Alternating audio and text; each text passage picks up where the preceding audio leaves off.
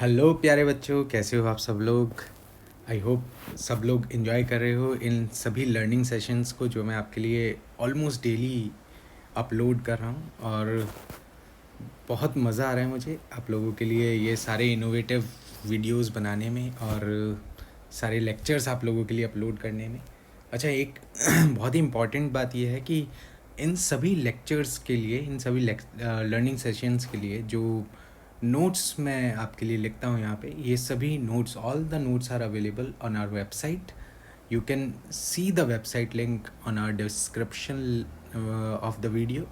जब कभी भी आप वीडियो देख लेते हैं तो उसके डिस्क्रिप्शन में आप वेबसाइट पे जाके इन सभी नोट्स को डाउनलोड कर सकते हैं. तो आज हम लोग देखो फ्रिक्शन के ही इस डिस्कशन को आगे बढ़ाते हैं और कुछ इम्पॉर्टेंट चीज़ों को डिस्कस करते हैं. तो जैसा कि आप लोगों ने अभी तक पढ़ा कि फ्रिक्शन फोर्स दो टाइप का होता है. फ्रिक्शन फोर्स रिलेटिव मोशन को अपोज करता है और फ्रिक्शन फोर्स के जो फॉर्मूलाज हैं वो लिमिटिंग फ्रिक्शन और काइनेटिक फ्रिक्शन के लिए हम लोग लिख सकते हैं. लिमिटिंग फ्रिक्शन के लिए हम लोग कैसा लिखते हैं? Limiting friction, it is mu S into N, और kinetic friction is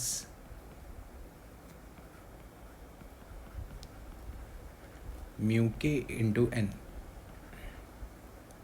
When body is in motion, we use kinetic friction. When body is at rest, then the maximum value of static friction is limiting friction. And the third one, static friction. Let's say कोई पूछे कि static friction का formula बताओ, तो भाई उसका कोई formula नहीं होता है. There is no formula for that. Static friction is balancing all net unbalanced force. जितना भी unbalanced force होगा उसको ये बैलेंस करेगा, उसको ये अपोज करके रोकने के लिए बॉडी पे एक्ट करेगा. तो ये हमारे पास तीन चीज़ें हैं और ये मैंने फ्रिक्शन का फॉर्मूला लिखा है. एक जनरल फॉर्मूला हो गया लिमिटिंग या काइनेटिक फ्रिक्शन के लिए. और देखो ये बड़ा ही एक अच्छा एग्जांपल है. जब भी हम ग्राउंड पे चल रहे होते हैं, वॉक कर रहे होते हैं, भाग रहे होते हैं, in all those cases friction act on us in forward direction. अगर हमारे ऊपर फ्रिक्शन ना लगे तो हम चल नहीं सकते, और जो फ्रिक्शन लगेगा उसकी डायरेक्शन होगी फॉरवर्ड. आप देख सकते हो यहाँ पे मैंने ड्रॉ किया है फ्रिक्शन का direction forward. Let us discuss ऐसा क्यों होता है. हाँ, फॉरवर्ड डायरेक्शन ही क्यों होता है. तो देखो बहुत ही सिंपल सी बात है. न्यूटन्स थर्ड लॉ,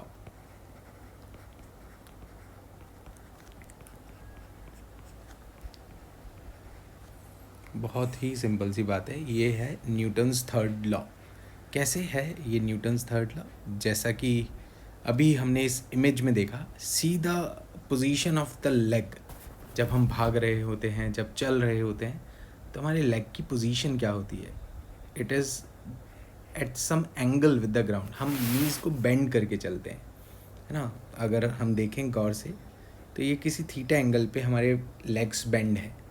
तो let us draw a diagram here.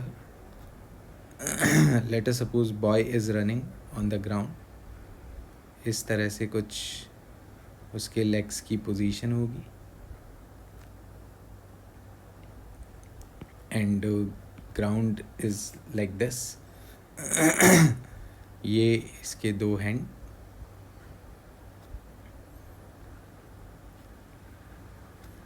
इसके कुछ बाल, nose and happy man. Okay, so man is running on the ground, and while running, how he pushed the ground. वो ग्राउंड को कैसे push करेगा?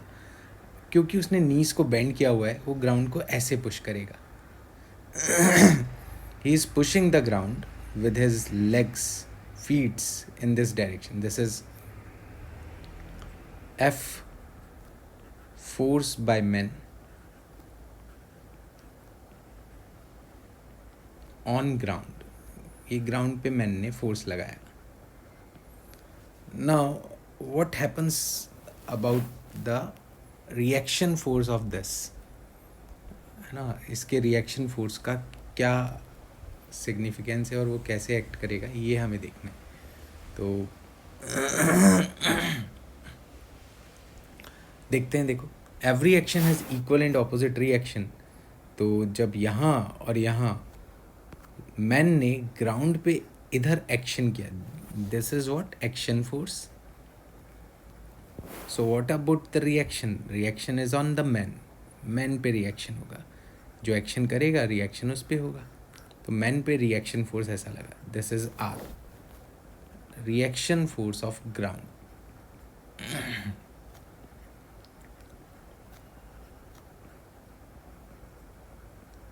On man.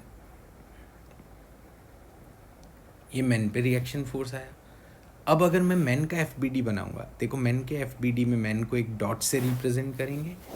Man पे एक ground की वजह से रिएक्शन फोर्स आ रहा होगा, जो कि उस एंगल पे डिपेंड करेगा जिस एंगल पे मैन ने अपने नीज को बेंड किया है।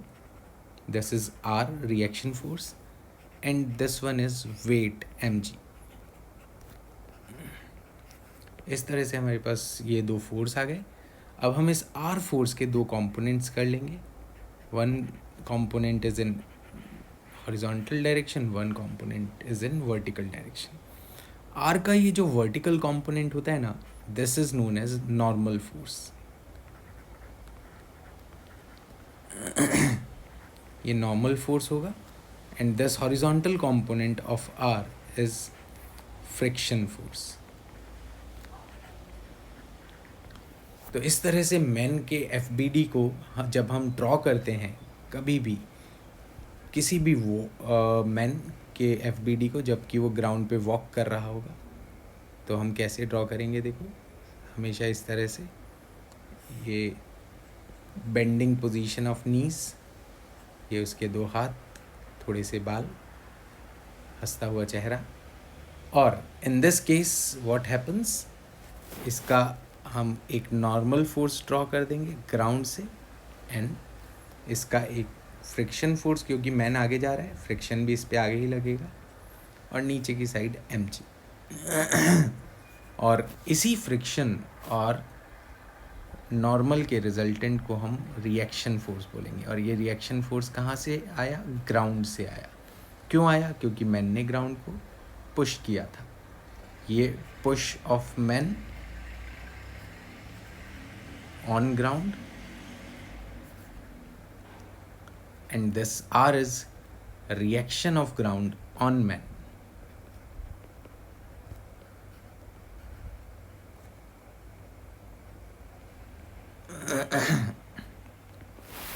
तो ये होता है हमारे पास फ्रिक्शन फोर्स का कैलकुलेट करने का तरीका। मतलब कैलकुलेट तो नहीं कहेंगे, फ्रिक्शन फोर्स को एक तरीके से समझने का तरीका, कि जब भी हम चल रहे होते हैं तो हमें फ्रिक्शन फोर्स आगे चलने में हेल्प करता है। And this angle with the vertical normal force का रिएक्शन फोर्स से जो एंगल होता है, this is known as angle of friction. Okay, this angle theta is known as angle of friction. अगर हम इसे ध्यान से समझें तो ये एंगल थीटा जो मैंने यहाँ पे ड्रॉ किया है एफ बी डी में, अगर मैं बनाऊँगा तो ये एंगल थीटा को रिप्रेजेंट कर रहा है, ये भी एंगल थीटा को रिप्रेजेंट कर रहा है। सो फ्रॉम दिस ट्रायंगल अगर मैं टेन थीटा लिखना चाहूँ तो देखो, इस ट्रायंगल को यहाँ पे ड्रॉ करते हैं। हमारे पास इधर इसका वर्टिकल कंपोनेंट नॉर्मल था, इधर हॉरिजॉन्टल कंपोनेंट फ्रिक्शन था, और ये था हमारे पास रिएक्शन फोर्स आर। मैंने कहा कि वर्टिकल से रिएक्शन फोर्स का एंगल एंगल ऑफ फ्रिक्शन होता है, ये भी एंगल थीटा ही होगा। तो एंगल ऑफ फ्रिक्शन इज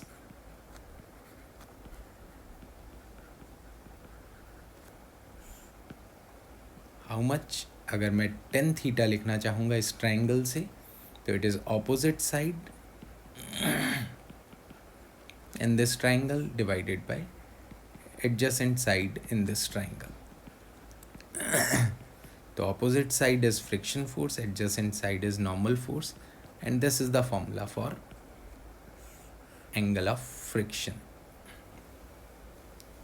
बड़ा ही इंटरेस्टिंग है ये एंगल ऑफ फ्रिक्शन का पार्ट, क्योंकि अगर हम इस एंगल ऑफ फ्रिक्शन की वैल्यू को ड्रॉ करेंगे या कैलकुलेट करेंगे, बड़ा इंटरेस्टिंग आएगा देखना ये पार्ट कि अगर एंगल ऑफ फ्रिक्शन को मैं इस एग्ज़ाम्पल से रिलेट करूं कि एक बॉक्स यहाँ पे रखा है, जो कि हमने हमारे एक्सपेरिमेंटल एनालिसिस में जो उस वीडियो में हमने सीखा था कि एक 50 kg का बॉक्स यहाँ रखा है, एक मैन इसे पुश कर रहा है।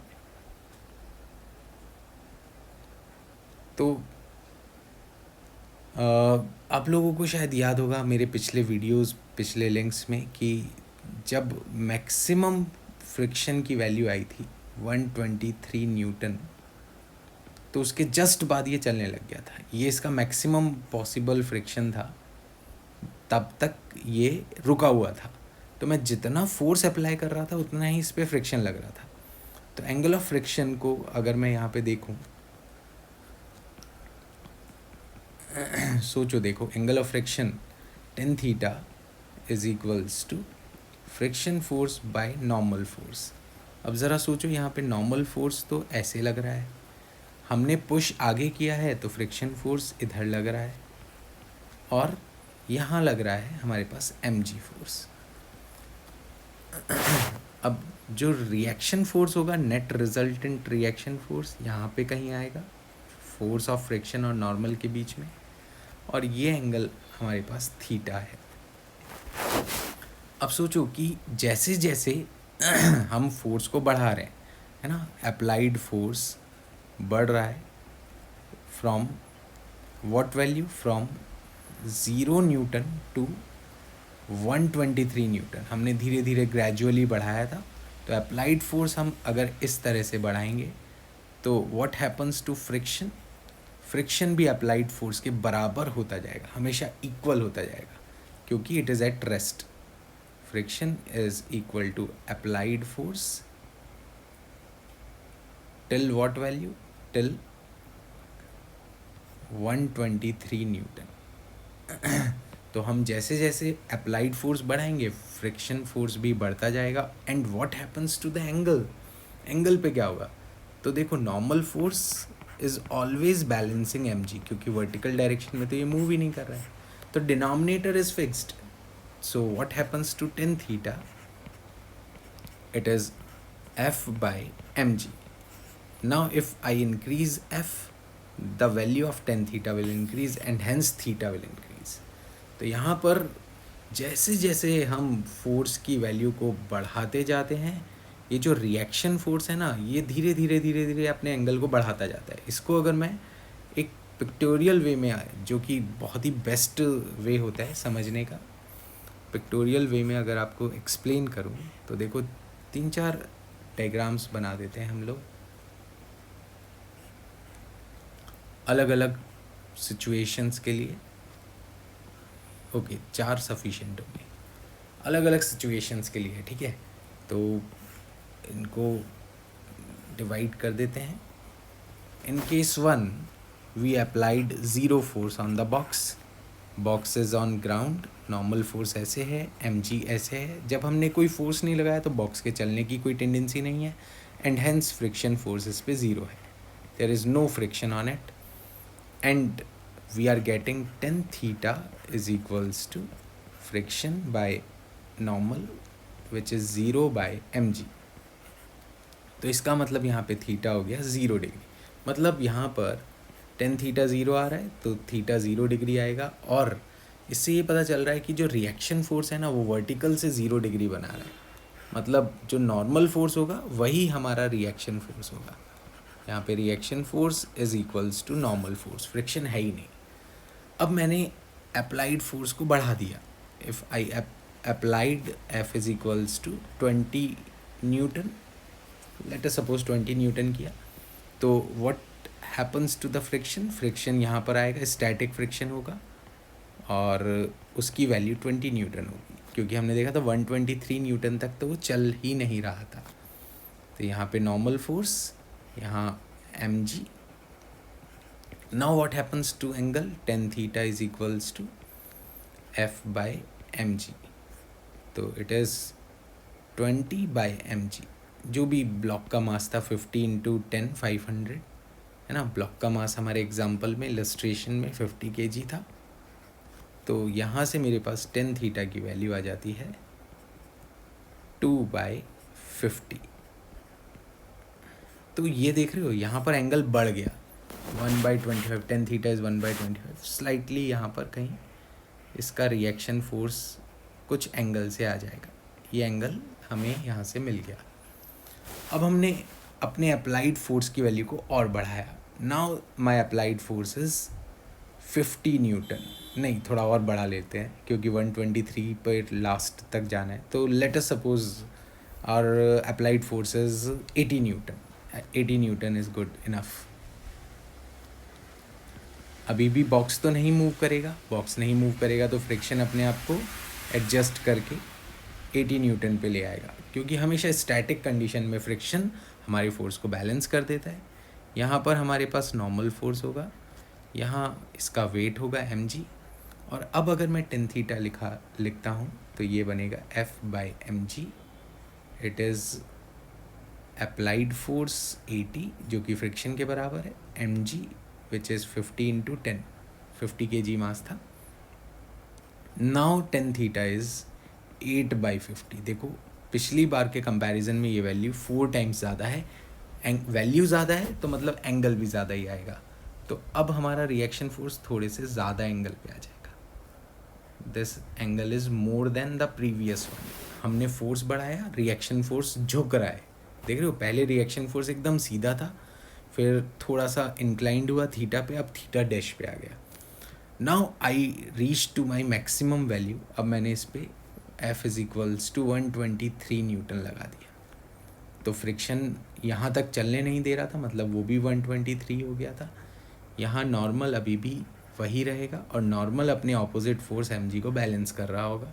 यहाँ से हमारे पास टेन थीटा मिलेगा F/mg।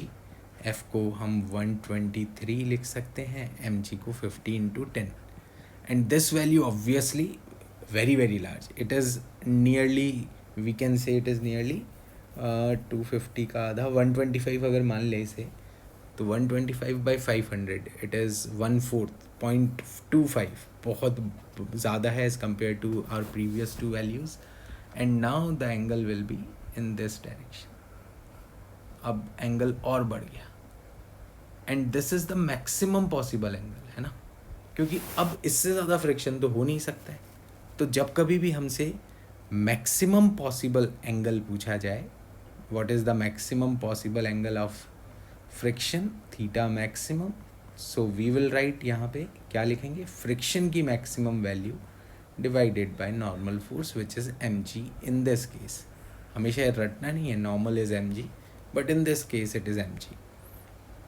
So in this way we can say, जब हम किसी ब्लॉक पे फोर्स लगाते हैं तो उसका एंगल ऑफ फ्रिक्शन धीरे धीरे धीरे धीरे इंक्रीज़ करता जाता है, और वो कब मैक्सिमम हो जाता है, when we reach at the condition of just sliding. Now after sliding क्या होगा, now when block start sliding,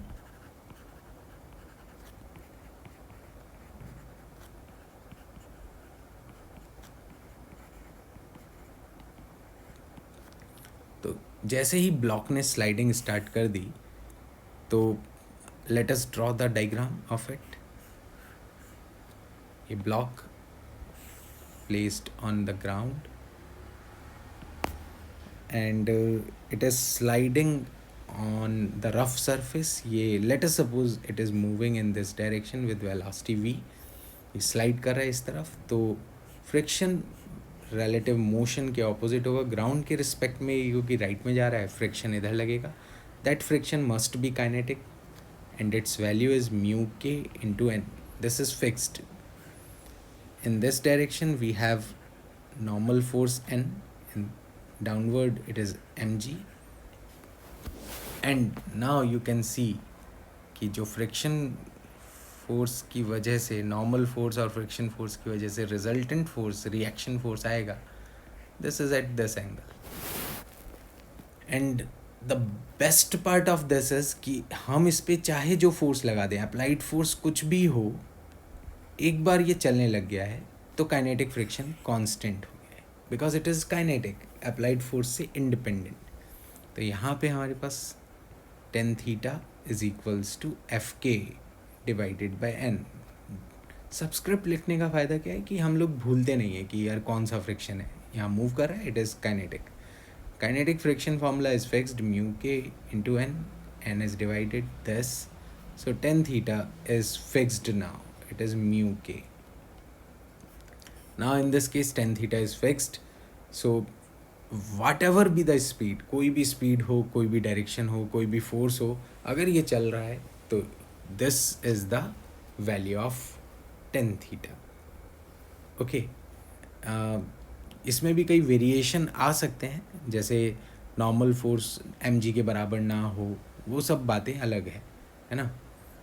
कुछ भी हो जाए, कुछ भी हो जाए, मतलब नॉर्मल फोर्स की वैल्यू कुछ भी हो जाए, हम ये देखो इसको तो क्या लिखेंगे, in all cases this is mu K into N, चाहे वो एन mg के बराबर हो चाहे ना हो, डिनोमिनेटर में हमेशा ही n आएगा, तो कटना तो है ही है। तो this value of tan theta is fixed and it is equals to mu k. So overall what happens to angle of friction? This is the conclusion of our discussion in this learning session. जब भी हम चल रहे होते हैं, देखो क्या क्या हमने डिस्कस किया वो एक बार एक्सप्लेन करता हूँ. When we move on rough ground,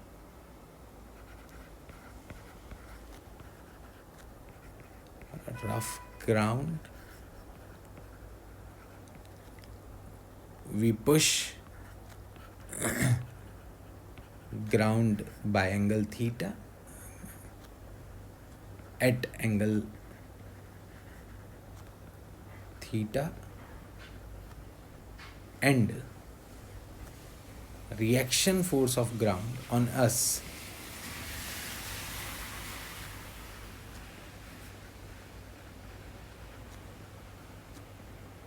हमें फिर रिएक्शन फोर्स मिलता है, and component of reaction force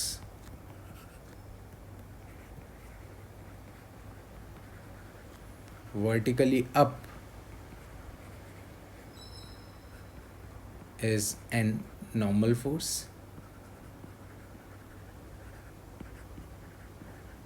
and component of reaction force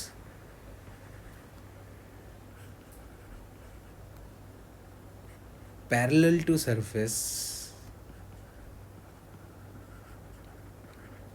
is equals to friction.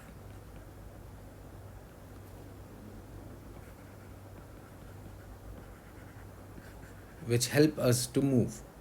Okay, एक तो हमने ये बात की, दूसरी बात ये की कि angle of friction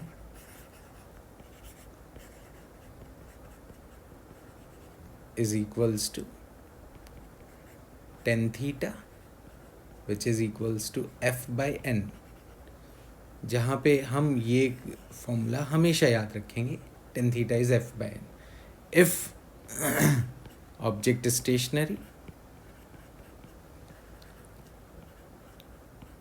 f is equals to applied force, अगर रुका होगा तो applied force के बराबर हमारे पास फ्रिक्शन आएगा, and if object sliding,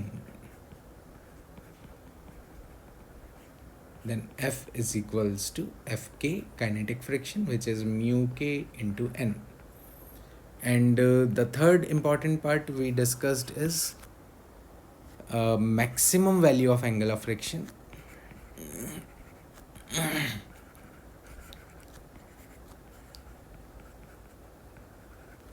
is equals to tan theta max is f max divided by n, and the value of maximum friction force is limiting friction, which is mu s into n.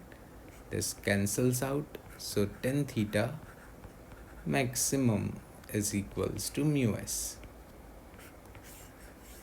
While when in motion,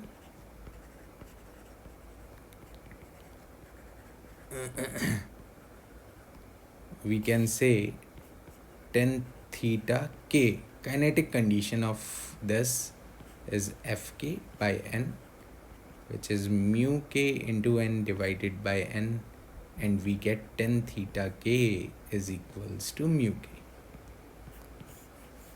This is very important concept for your competitive level exams or board exams or school exams, because many exams ask ki, what is the value of angle of friction, what is the value of this, what is the value of reaction force.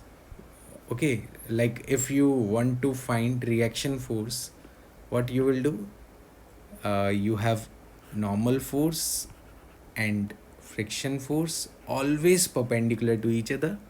Then what is the reaction force? This is your reaction force, the resultant of these two. So reaction force is a resultant of friction and normal. और हमेशा whenever we discuss about the force or any vector quantity, the resultant is given by vector rules. And here, as per vector rules, r is hypotenuse and this is n square plus f square. This is reaction force. So we have now two formulas.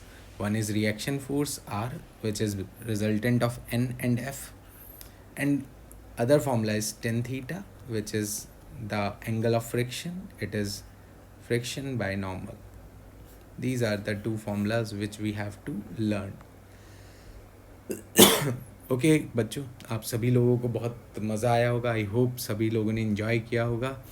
हम अपने next session में बहुत ही interesting topic discuss करने वाले हैं, that is push और पुल. उसमें क्या क्या चीज़ें हमें ध्यान रखनी होती है, कैसे वो वर्क करता है कॉन्सेप्ट, और उस पर कितनी बार जेई और नीट में क्वेश्चन आए हुए हैं, वो सारी चीज़ें हम लोग डिस्कस करेंगे. Till then take care and go through the notes which I will give you on my website. Thank you.